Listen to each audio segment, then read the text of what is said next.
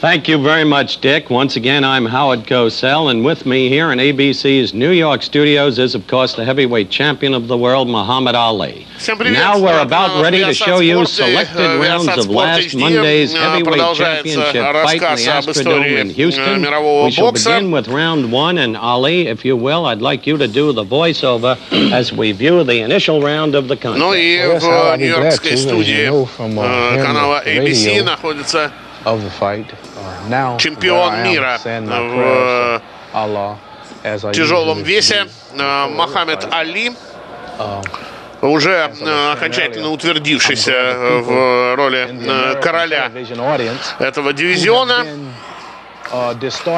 И очередной свой бой, очередную свою защиту Мохаммед Али проводит против Эрни Террела. Like to start off fast sometimes, especially in this case. Now I'm concentrating on just moving, feeling them out, dancing from side to side, staying on my toes. And Terrell is stalking me. I understand that his intentions were to corner me. Достаточно долгий путь был у Эрни Террела к чемпионскому титулу, но вот в 1965 году, после того, как образовались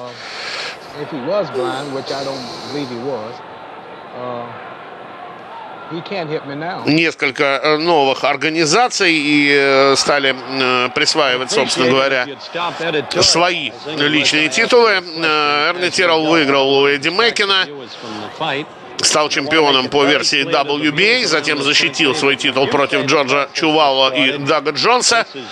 Все эти бои прошли полную дистанцию, нокаутировать никого из соперников Эрни Террел не сумел. Ну и вот выход на Мохаммеда Али, который с большим трудом к тому времени подыскивал себе настоящих и серьезных соперников. Али, я напомню, выиграл титул у Сонни Листона. Это случилось еще в 1964 году, ну и с тех пор особых проблем с защитой этого своего титула не испытывал. Был сомнительный бой с Джорджем Чувалло, но тогда показалось, что Али просто не очень хотел бить канадца на его территории. Это был период, когда 4 боя подряд Мохаммеду Али довелось провести за пределами Соединенных Штатов Америки.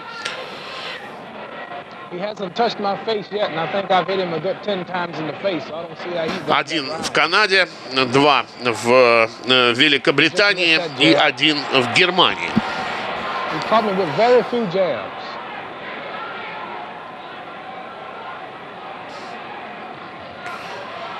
Обычная манера Мохаммеда пританцовывать против своего соперника и работать в основном на уклонах, но вот здесь есть одно обстоятельство, которое может вмешаться. Али достаточно крупный боец для своего времени, точнее очень крупный, 1,91 сантиметр его роста, а Эрни Террел еще выше.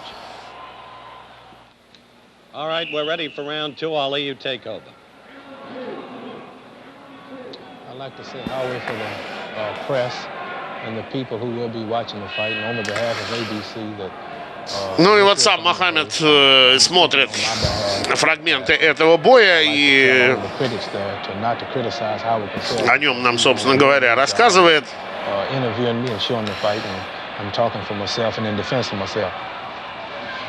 We don't want this to be a forum for you. Let's be clear about that. Tell us about the fight. Yes, Howard, that's now you see me putting my guard out and blocking his punches before he threw them. This is a style that Jack Johnson used. I'm feeling them out mostly, staying on my toes. They told me he had a hard, fast left, and I'm watching that also. Ну и говорит Али о том, что некоторые коррективы все-таки пришлось внести в свою обычную манеру ведения боя, потому что очень большой парень и Главный вопрос для начала боя это был подобрать дистанцию необходимую. Эрни Террел не смущается, бьет Али по затылку.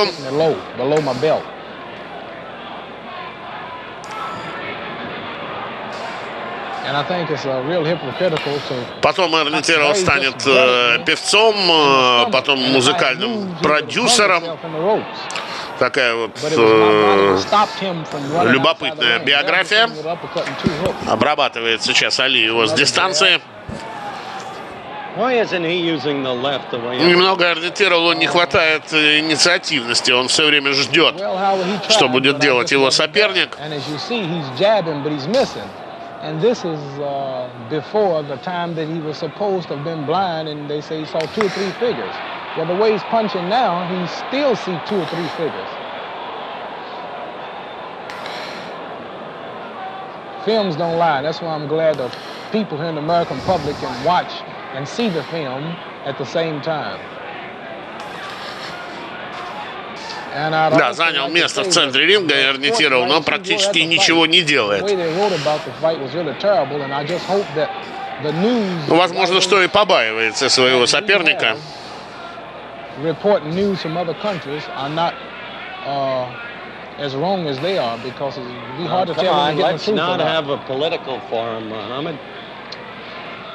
have to defend myself, Howie. All of the press and the people were against me for just doing my job and beating Ernie Terrell. He was out to beat me, and I was out to beat him. And as far as the fight being a brutal 15 rounds is concerned, that's up to the referee. It's his job to stop it if he think it deserves stopping. It's up to the doctor to stop the fight and the judges. So don't criticize and condemn me for whooping Ernie Terrell, because either he was going to beat me or I was going to beat him. I just did my job. That's the end of round 2. We'll be back with round 3 in a moment. First, this message. Rounds 5 and 6. No question really of fouling. Перемещаемся мы немножечко вперед по этому бою. Но до 7-го раунда сейчас дойдем. Ну, первые 2 довольно спокойно прошли. В принципе, в общем-то, можно сказать, что и последующие по тому же сценарию проходили. Эрни Террел никак не мог найти в себе силы для того, чтобы что-то серьезное предпринять.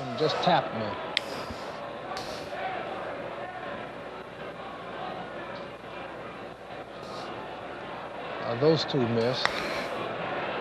And I like to say how it's really discouraging to see a man such as me with his guard down, no defense, and can't hit him, and all the time he's hitting you. This is really discouraging.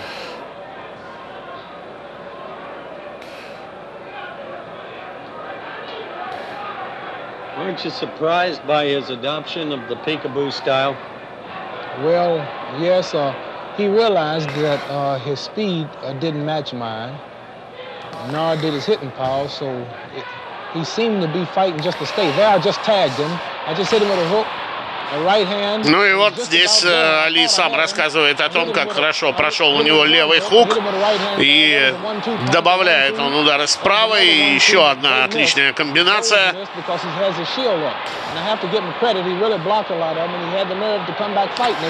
Но все-таки в чемпионском бою, наверное, нельзя быть настолько пассивным, как Эрни Террел.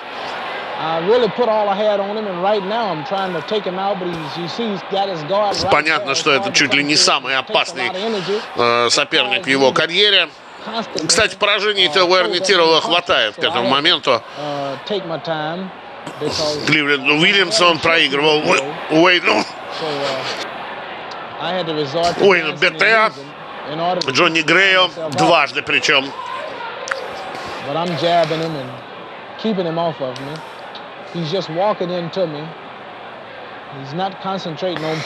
Но назвать его суперзвездой тяжелого веса при всем желании.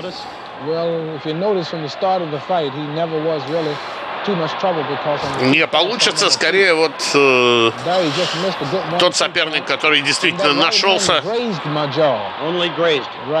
Уже не знали, кого против Мохаммеда выставлять, потому что не до конца понятно было, у кого и какие шансы вообще есть.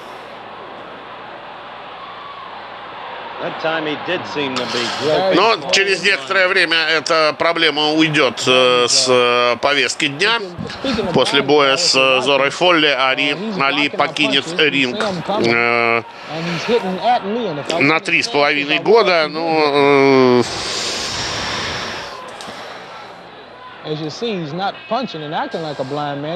не скажешь, что по независящим от него причинам.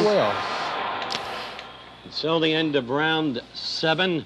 Round 8 will be coming up in a moment right after this message.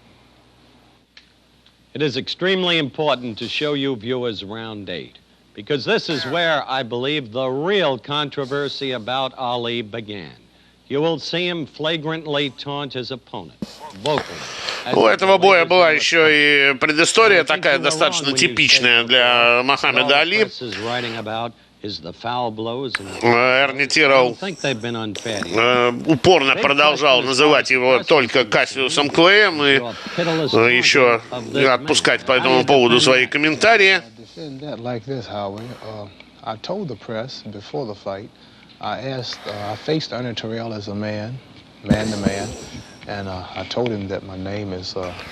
Ну вот как раз сейчас это и обсуждается, и Али, нанося очередной удар в этом бою, постоянно спрашивал Эрни Террелла, как меня зовут.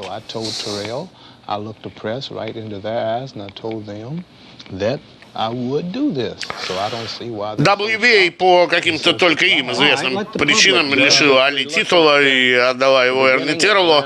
Ну, с другой стороны, это сделало как бы более близкой реальностью этот бой. It takes a man to apologize when he's wrong, especially when he don't have to apologize, which I don't. But I will say that the ring was no place for me to just stop fighting and start talking, as you will see earlier. And it was my manager. Ну, наверное, нет смысла всерьез обсуждать отношение Мохаммеда Али к тому, что его соперники не хотели называть его новым именем. Это уже тема такая достаточно избитая, и на этом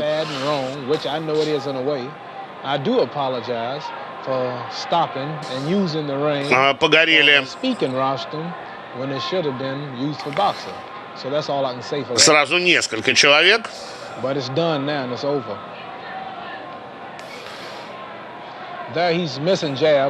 И Али, конечно, таких вещей не пропускал. Да, никак не может Эрни Террелл найти путь необходимый.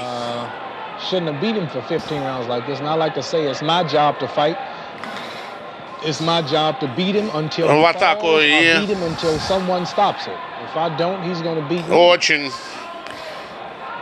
спокойно Мохаммед контролирует ход этого боя. Вообще, вот это искусство контролировать бой у него было, конечно, на самом высоком уровне.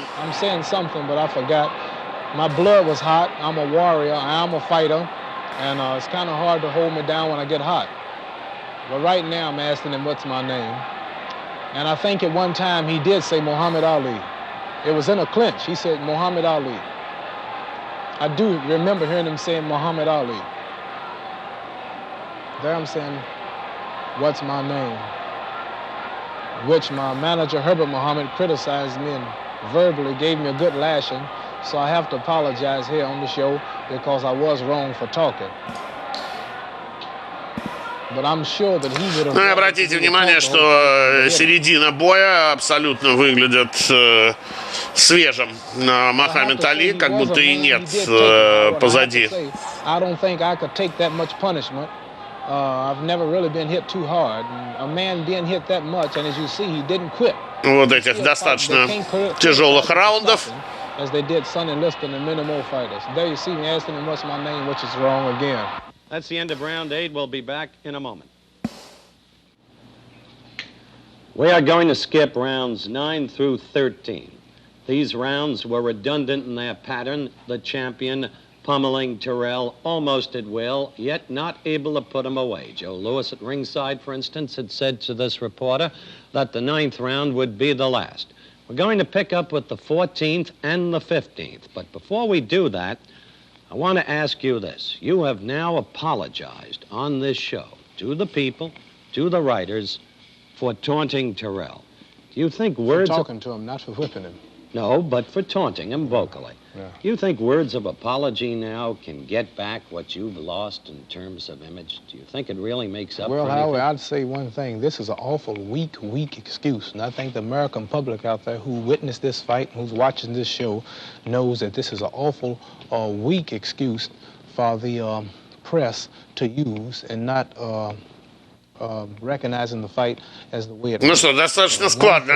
Олимпийский чемпион рассказывает, прекрасно понимает Али, что является звездой, прекрасно понимает, что очень многих в Америке он раздражает своим и поведением, да и вообще самим фактом присутствия.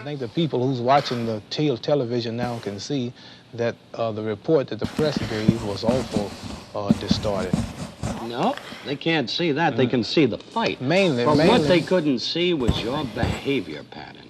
The fact is, reporters, many of them printed it, the cruelty in your eyes, the malice in your voice. I'm out to be cruel. That's what the boxing game is about. He's out to beat me, or I'm out to beat him. And as far as the fight being cruel, as far as the fight being a cruel, brutal 15 rounds as they print it, I think it's the referee has the authority to stop it if it's so cruel. The judges have authority to stop it if it's so cruel. And the doctor who was in his corner at each round had the authority to stop it if it was so cruel. Вспоминает Али, что практически после каждого раунда в угол к Террелу подходил доктор. Thank you, Howard. You're not as dumb as you look. Let's look at rounds 14 and 15. They should be coming up in just a second. Stop smiling. You're not so funny.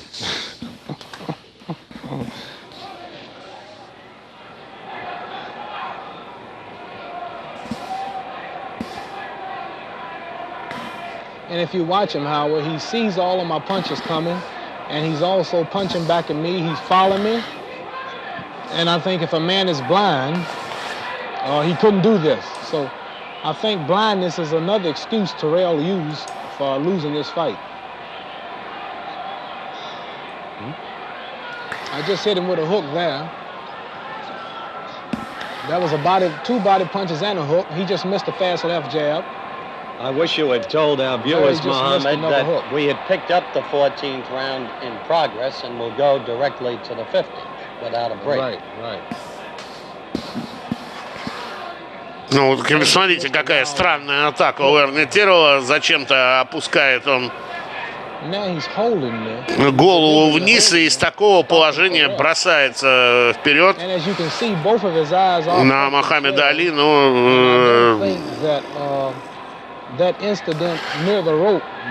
Таким образом, конечно, Али в тупик не поставишь.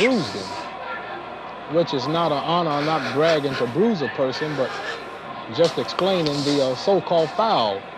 Well, the cut over his eye and his bruised face, I'm sure, didn't come from a half a second on the ropes. There he just put his palm of his left hand in my face again, which could blind me if I'm not careful.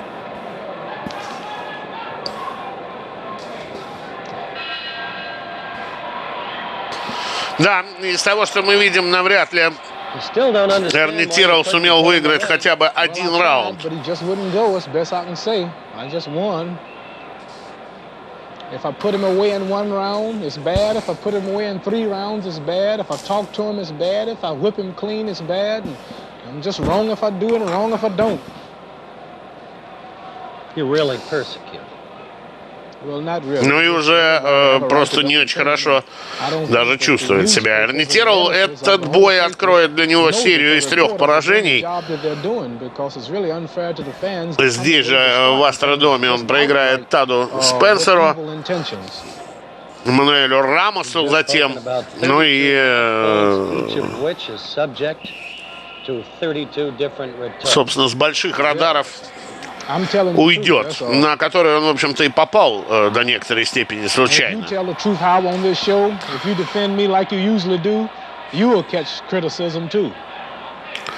Маленькое количество нокаутов, 39 побед к этому моменту у Эрни Террелла.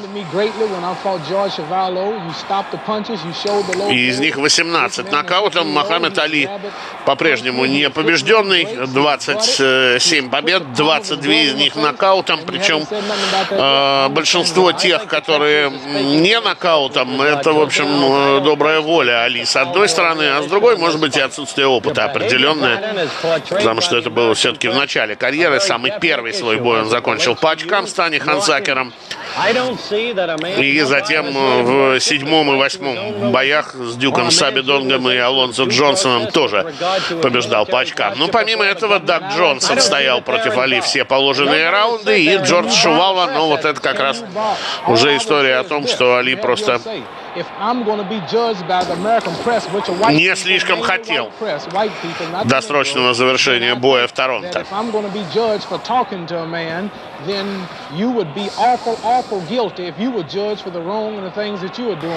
Рефери этого боя Харри Кеслер, уже такой достаточно глубокий старичок. Джимми Уэбб и Эрни Тейлор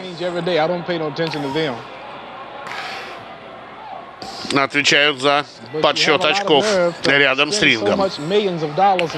Да, ну вот, пожалуй, Эрни Террелл такой действительно первый супер большой боксер в этой весовой категории, но, как мы видим, что рост ему вообще ничего не дает.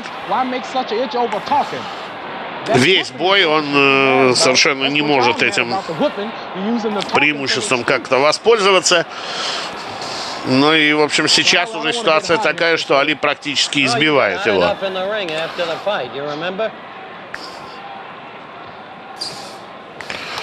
При этом Али особенно не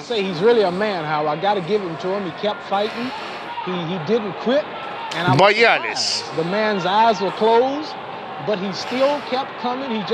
прям вот так вот убивать своего соперника. Али никогда не стремился. Ну, может быть, с Листоном это злость его заводила сверх меры, да и то стопроцентной уверенности в этом нет.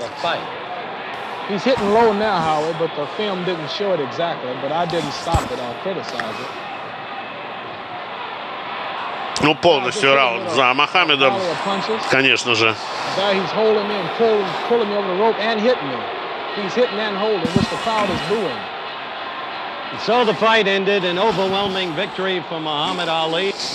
Да, Эрни Террелл, по-моему, благодарен судьбе, что остался на ногах.